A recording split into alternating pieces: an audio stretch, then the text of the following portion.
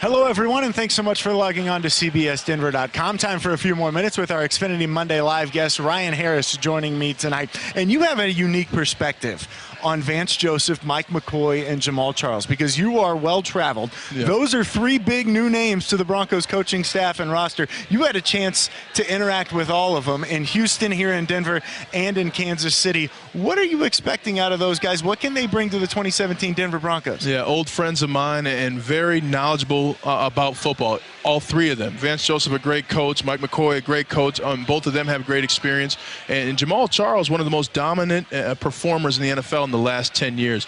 And the other thing I know about all three of those guys, as they are my friends, they have not won a world championship yet. And that is the absolute only thing they are focused on. So look for them to give everything they've got, both collectively and individually. And be excited if you're a Denver Broncos fan. There's a lot of talent on this team and a lot of expectations from within. And that's when great things can happen. We know you're sporting the ring. Do you tell those guys, like, hey, just so you know, I have one, and I know you're working toward it? That's the beautiful thing about a ring. You don't have to say a single word. You can walk into a room, and everything is already said for you.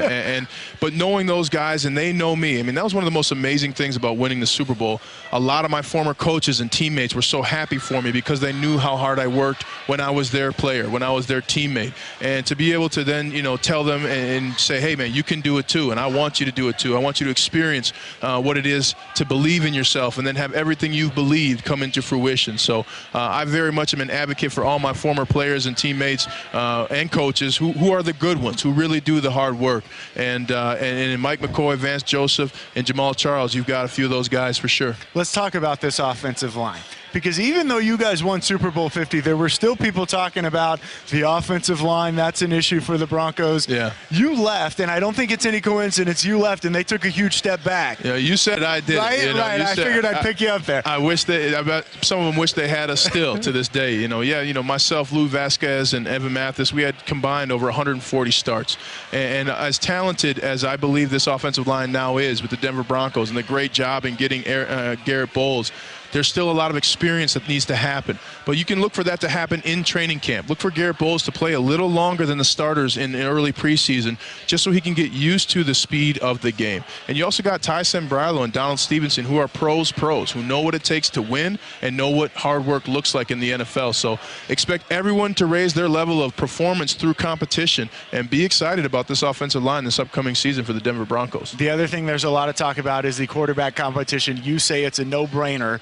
You played with him, so you may be a little biased. Maybe. But you think Trevor Siemian's the guy. Hey, whenever you say Trevor Siemian, you got to say world champion, team captain, Pro Bowler, Trevor Siemian, because that's exactly who we're talking about. A guy that learned from Peyton Manning.